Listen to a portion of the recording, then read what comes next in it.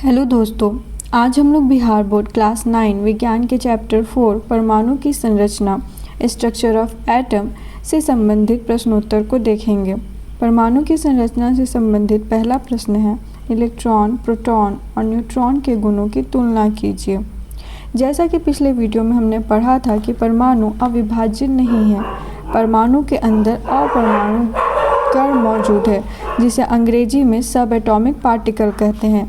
आगे की खोजों के द्वारा हमने पाया कि एक परमाणु के अंदर 3 प्रकार के सब एटॉमिक पार्टिकल पाए जाते हैं जिनका नाम है इलेक्ट्रॉन, प्रोटॉन और न्यूट्रॉन।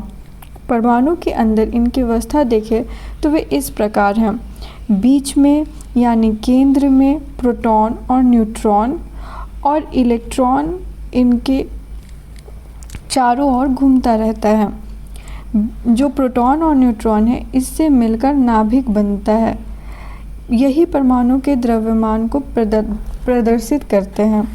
और इलेक्ट्रॉन जो है वो ऋणावेश होता है जो किनारे घूमता रहता है और किसी परमाणु की स्थिरता, अस्थिरता, संयोजकता आदि इलेक्ट्रॉन पर निर्भर है, जबकि द्रव्यमान जो है वो प्रोटॉन और न्यूट्रॉन दोनों के संयोग पर निर्भर है।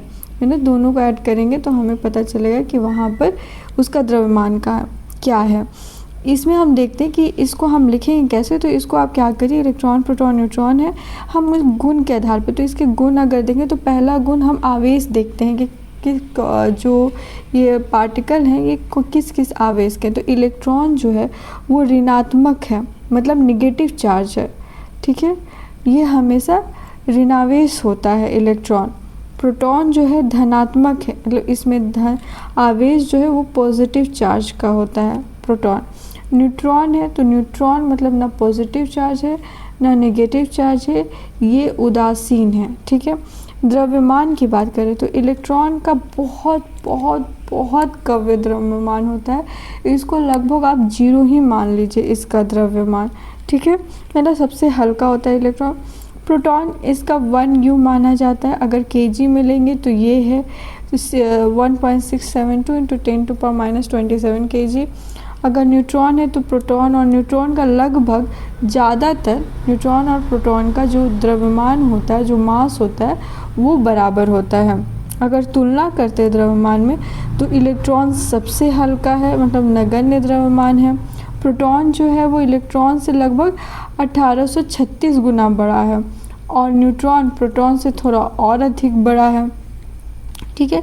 आगे हम देखेंगे तो स्थान आखिर कहाँ है, तो हमें पता है कि प्रोटॉन का स्थान कहाँ है, नाभिक में है, और इलेक्ट्रॉन की स्थान कहाँ है, नाभिक के बाहरी कक्षा में है। प्रोटॉन का स्थान परमाणु के नाभिक में है, यहाँ प्रोटॉन रहता है। और न्यूट्रॉन का भी स्थान कहाँ है, परमाणु के नाभिक में। और खोजकर्ता तो ईंट पर नाच हम आपको बताए ही थे।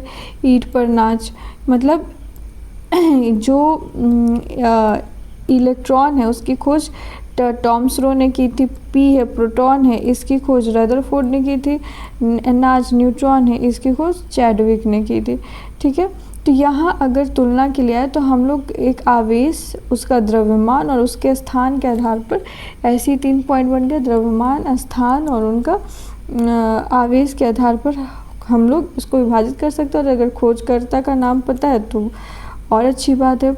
दूसरा प्रश्न है कि जे थॉम्सन के परमाणु मॉडल की क्या सीमाएं हैं। जे थॉम्सन का परमाणु मॉडल था क्या, जो तरबूज मॉडल है या प्लम पडिंग मॉडल है, क्रिसमस केक मॉडल है, उसमें उन्होंने अपना मॉडल प्रस्तुत किया था। उसमें बोला था कि जो परमाणु होता है एक तरबूज की तरह होता है जिसमें सब जगह पॉजिटिव चार्ज फैला रहता है और बीच बीच में जैसे उसका बीज होता है वैसे निगेटिव चार्ज उसमें गड़ा हुआ होता है बीच बीच में।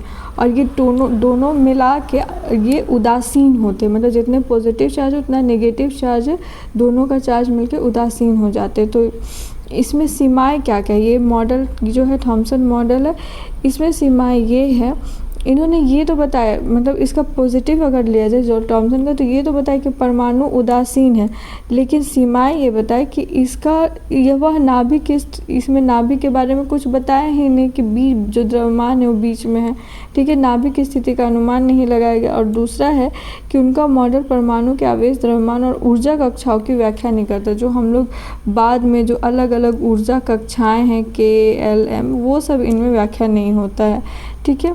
और आगे जो रदरफोर्ड द्वारा खोजी की गई वो सब इसके द्वारा सिद्ध नहीं हो पाता है। फिर रदरफोर्ड मॉडल आया था। रदरफोर्ड में आपने देखा था कि कैसे सोने का एकदम पतला सा लेयर बनाते हैं और उसमें से किरण गुजारते हैं, और वो कैसे कुछ सीधे गुजरती है, कुछ टेढ़ा और कुछ 180 डिग्री पे घूम जाती है। और उन्होंने बताया था नाभिक के बारे में।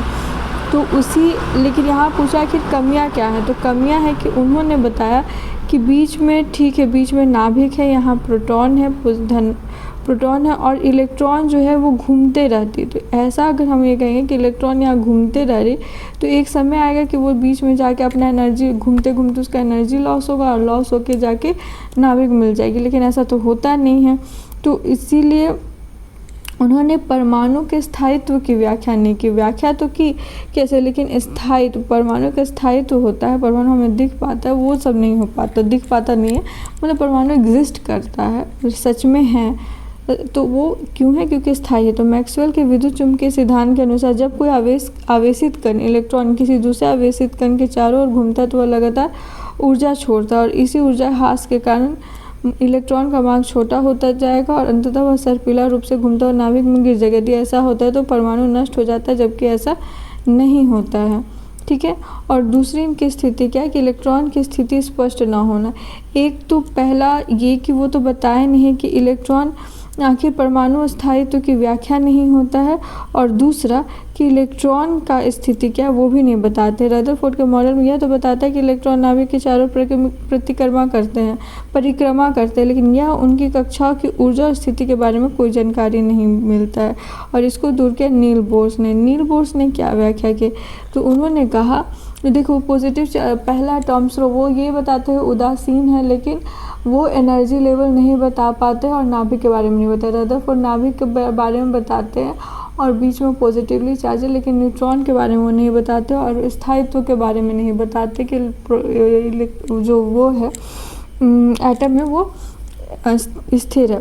फिर आता है बोर मॉडल ने कहा कि हम जो है वो एक स्पेसिफिक एनर्जी लेवल का ऑर्बिट है, ठीक है, और उसी में जो इलेक्ट्रॉन है घूमते रहता है, तो उसका एनर्जी लॉस होता नहीं, वो घूमता है।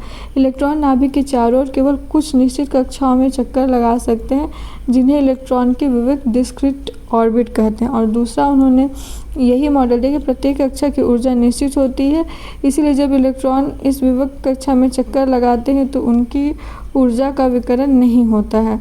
और उन्होंने ही ये मॉडल प्रस्तुत किया था, KLMN जो सेल है उसके बारे में मॉडल प्रस्तुत किया, और इस सेल को इन्होंने ऑर्बिट नाम दिया, ठीक है, बीच में नाभिक नाम तो दिया गया था, और ये जो है सेल है और इसमें इलेक्ट्रॉन घूमते रहते हैं।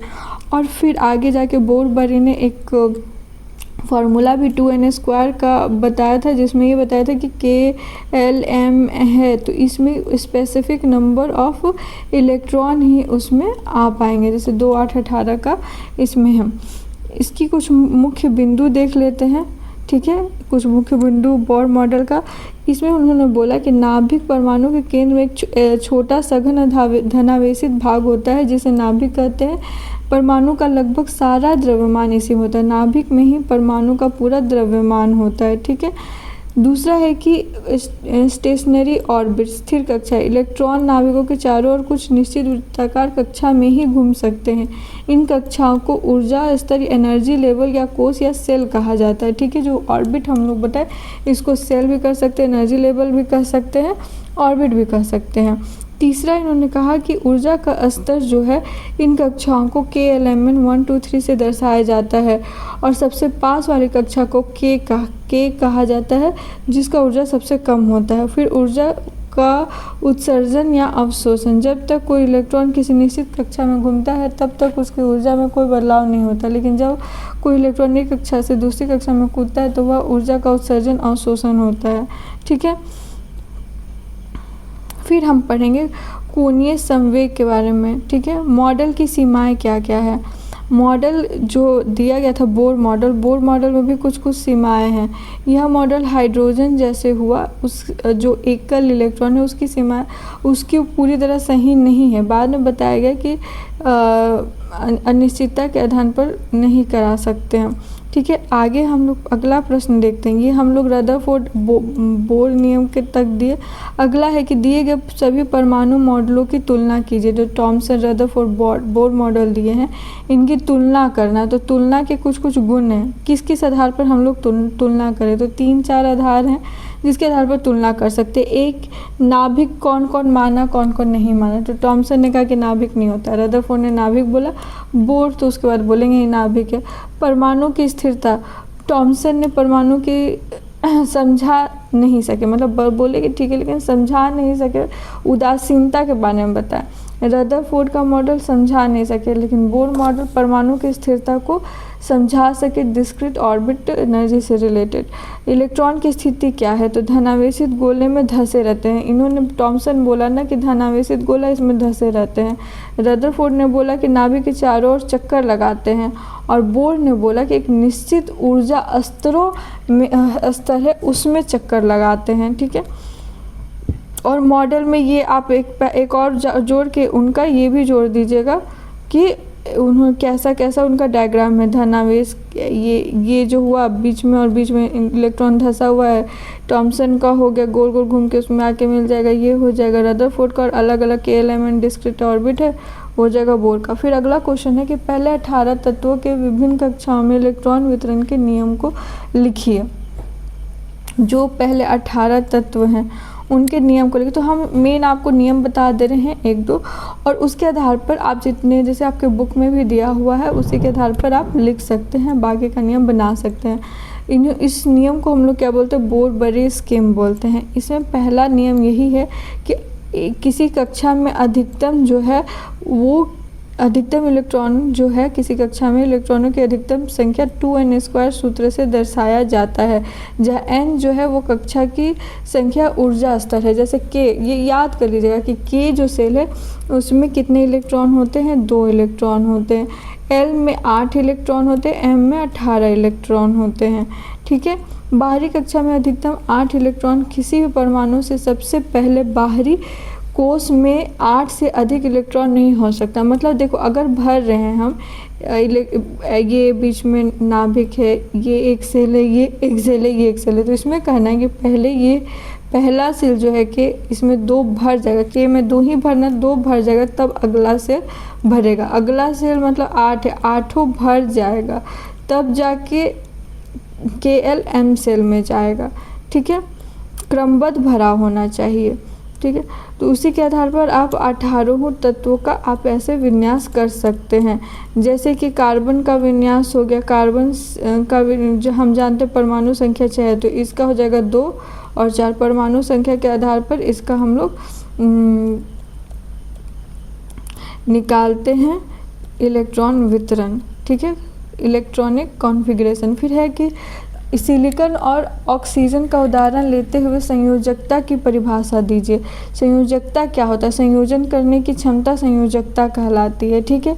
और संयोजकता होता है कि ये अपना अष्टक लेना चाहते हैं, अष्टक त्याग करके या ग्रहण करके या साझा करके इलेक्ट्रॉन की वो अपने आप को स्टेबल करना चाहती है। जैसे सिलिकॉन की बात है, सिलिकॉन का हम लोग जानते हैं कि क्रम संख्या 14 है, ठीक है। इसको इलेक्ट्रॉन विन्यास के एलिमेंट में तो 2 8 8 2 10 हो गया, कितना बचा 4, तो ये 4 आ गया। तो संयोजकता बाह्य कोश में 4 इलेक्ट्रॉन है। अष्टक पूरा करने के लिए तो 4 से साझेदारी करेगा, क्यों ले दे तो सकता नहीं, 4 बराबर आ रहा है तो ये साझेदारी करके आपका बना देगा, संयोजन बना देगा, ठीक है। ऑक्सीजन क्या है, ऑक्सीजन का 8 है। अगर इसका इलेक्ट्रॉनिक विन्यास निकालोगे तो पहले सेल में 2 और कितना बचा, 8 में से 2 गया 6, तो 2 और 6 इसका जो हुआ इलेक्ट्रॉनिक विन्यास हुआ। तो इसकी संयोजकता क्या होगी, तो 6 को 2 और अगर जोड़ देते हैं तो स्थिर हो जाएगा, बाहरी L लेवल पे 8 हो जाएगा, तो फिर ये शांत हो जाएगा, तो 2 और इसमें जोड़ देते हैं, ठीक है। तो इसका वैलेंसी 2 हो जाएगा क्योंकि 2 जोड़ना पड़ रहा है, 4 से कम में देने वाले के लिए कितना दे रहे हैं और 4 से ज़्यादा में कितना ले रहे हैं, वही संयोजकता है। उदाहरण के साथ व्याख्या कीजिए कि परमाणु संख्या, द्रव्यमान संख्या, समस्थानिक और संभारिक क्या है और समस्थानिकों के कोई 2 उपयोग लिखे। तो परमाणु संख्या क्या है? परमाणु संख्या नाभिक में उपस्थित प्रोटॉन की संख्या ही परमाणु संख्या, इसे कैपिटल Z से डिनोट करते हैं। ठीक है, परमाणु संख्या क्या है? नाभिक में उपस्थित प्रोटॉन की संख्या ही परमाणु संख्या है। ठीक है, चूँकि एक सामान्य परमाणु में प्रोटॉन और इलेक्ट्रॉन की संख्या समान होती है, इसीलिए परमाणु संख्या इलेक्ट्रॉन की संख्या को भी बताता है। द्रव्यमान क्या है? प्रोटॉन और न्यूट्रॉन दोनों, मतलब किसी परमाणु के नाभिक में दोनों तो प्रोटॉन न्यूट्रॉन और उसके योग को द्रव्यमान संख्या कहते हैं। बस हीलियम में, हाइड्रोजन में द्रव्यमान न्यूट्रॉन नहीं होता है। यहाँ सोडियम देखिए एक्सेप्शन बता रहे, सोडियम के हाइड्रोजन में न्यूट्रॉन नहीं होता है। सोडियम में नाभिक 11 प्रोटॉन और 12 न्यूट्रॉन होते हैं। ठीक है, तो इसीलिए द्रव्यमान क्या होता है? प्रोटॉन और न्यूट्रॉन जोड़ के अगर मास निकालना है तो आप प्रोटॉन कितना है और न्यूट्रॉन जोड़ दीजिए, आपको वहाँ का द्रव्यमान पता चल जाएगा। समस्थानिक किसे बोलते हैं? ठीक है, एक ही तत्व के वे परमाणु जिनकी परमाणु संख्या तो समान है लेकिन द्रव्यमान अलग अलग है। जैसे आप कुछ जो बहुत इंपॉर्टेंट समस्थानिक आइसोटॉप्स जिसको बोलते हैं, जैसे हाइड्रोजन का आप ले लीजिए, प्रोटियम, ड्यूट्रियम, ट्रिटियम। ये नाम सुन के आप घबराइएगा नहीं, ड्यूट्रियम ट्रिटियम कौन सा एलिमेंट है, ये सब हाइड्रोजन के समस्थानिक है, प्रोटियम, ड्यूट्रियम और ट्रिटियम। फिर संभारिक क्या होता है? आइसोबार क्या होता है? आइसोबार होने समान, भार जो है समान है, मतलब द्रव्यमान संख्या समान होता है, परमाणु संख्या अलग अलग हो जाती है। जैसे आर्गन और कैल्शियम, याद ही कर लीजिएगा कि इसका एटॉमिक नंबर 18 होता है, इसका एटॉमिक नंबर 20 होता है, लेकिन दोनों का एटॉमिक मास जो है वो 40 ही होता है। ठीक है, क्या क्या कोई 2 उपयोग लिख रहे तो कैंसर में हमको पता है कि कोबाल्ट का यूज़ करता है कीमोथेरेपी में, और घेंघा रोग, ग्वाइटर जो गला में होता है उसके लिए आयोडीन का समस्थानिक का प्रयोग किया जाता है। ठीक है, अगला क्वेश्चन है कि Na के पूरी तरह से भरे हुए K और L कोष होते हैं, Na+, ये Na का आयन है, व्याख्या कीजिए। तो सोडियम में हमको पता है कि 11 है, उसका अगर हम विन्यास निकालते के एलिमेंट पे तो हमको पता है 2, 8 और 1 निकलेगा, तो इसकी संयोजकता क्या हो जाएगी? 1 हो जाएगी। ए अगर लॉस करेगा तो आसानी से ऑक्टेट मतलब धनावेशित हो जाएगा आसानी से, क्योंकि ये 4 से कम है तो इसको देना पड़ेगा। रासायनिक रूप से स्थायी होने के लिए सोडियम परमाणु अपना एक बाहरी इलेक्ट्रॉन त्याग देता है। इलेक्ट्रॉन त्यागने के कारण इस पर धनावेश आ जाता है और इसीलिए इस प्रकार सोडियम परमाणु के सोडियम आयन का निर्माण होता है। ठीक है, यहाँ पे सोडियम अगर 1 इलेक्ट्रॉन दे दिया तो सोडियम आयन बन गया। ठीक है, और इसके बाद क्या होता है? इनका विन्यास होता है 2, 8, तो यहाँ K में 2 और L में 8 इलेक्ट्रॉन होता है। चूँकि किसी कोष में उपस्थित इलेक्ट्रॉनों की अधिकतम संख्या K में 2 और L में 8 है, इसीलिए यह कोष पूरी तरह से भरे हुए हैं। ठीक है, तो क्वेश्चन हमारा था कि उदाहरण के साथ तो व्याख्या कर ही दिए, आइसोटॉप्स और आइसोबार। सोडियम के पूरी तरह भरे हुए K और L कोष होते हैं, व्याख्या कीजिए। तो हम लोग बता दिए कि देखिए K भी भरा हुआ, L भी भरा हुआ। ठीक है, उसके बाद का कोष नहीं है। अगला क्वेश्चन है कि अगर ब्रोमीन परमाणु को 2 समस्थानिक जैसे ब्रोमीन 35, देखिए ये जो हम एक चीज़ बता दे रहे, कोई भी अगर हम एलिमेंट लिख रहे हैं, यहाँ नीचे में क्या होता है? एटॉमिक नंबर होता है। ठीक है, और ऊपर क्या होता है? एटॉमिक मास होता है। ठीक है, तो यहाँ हम लोग बात करते हैं ब्रोमीन का 49% है और एक दूसरा समस्थानिक है 81 वाला, उसका 50% है। तो हमको ब्रोमीन का औसत परमाणु निकालना है। तो औसत परमाणु के यहाँ फॉर्मूला दिया गया है कि मास से उसके प्रतिशत को पहले वाले गुना कर और दूसरे वाले को करके जोड़ देना है। तो हमको पता है कि क्या क्या है। मास दिया हुआ है इस वाले डायग्राम में ही, ये ऊपर जो होता है ये मास होता है, तो 79 मास ले ली, परसेंटेज इसमें दिया हुआ है, लेकिन उसमें 100 भी डिवाइड कर देना है। ब्रोमीन का 81 है मास और P2 है। फिर है औसत परमाणु निकालेंगे इसी फॉर्मूला पे बैठा के और हमारा निकल जाएगा, जो कि ये आंसर, इतना आंसर है। फिर परमाणु X का परमाणु द्रव्यमान 16.2 है। अगला क्वेश्चन है, और किसी एक नमूने में समस्थानिक 8x 16 और 8x 18 का प्रतिशत क्या होगा? तो एक तरह से उसी पे बैठाना है, इसी वाले पे फॉर्मूला पे, लेकिन ये अपना करने जा रहे हैं। तो इसमें हो गया औसत परमाणु, यहाँ पे लिख देंगे P1 P2 हम लोग मान लिए हैं कि क्या है, P1 में Y है और P2 100 माइनस Y है, उसी के आधार पर बना के, और यहाँ Y पता चला 90% और X पता चल रहा है 10%।